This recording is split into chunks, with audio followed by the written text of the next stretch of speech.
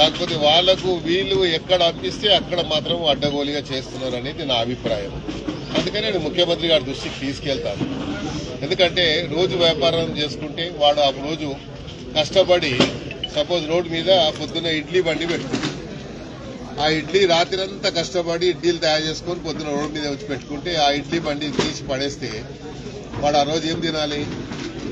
ఒక ఇన్సిడెంట్ జరిగింది. ముఖ్యమంత్రి గారు మొట్టమొదటిగా సీఎం అయినప్పుడు మాదాపూర్లో ఏదో క్యాంటీన్ ఉండే లేడీది కుమారి ఆంటీది కూడా ఇట్లాగే చేస్తే ముఖ్యమంత్రి గారు ఏం చెప్పారు? ఆమె జోలికి పోవద్దని చెప్పారు.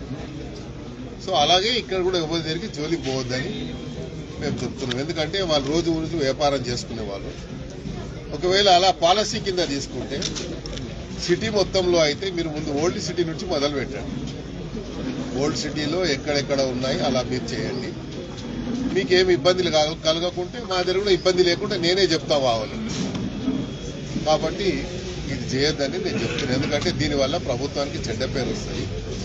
ప్రభుత్వం మనకు మంచి పేరు వస్తే 4 కాలాల పాటు మనం కూడా మంచి అనేది నా అభిప్రాయం.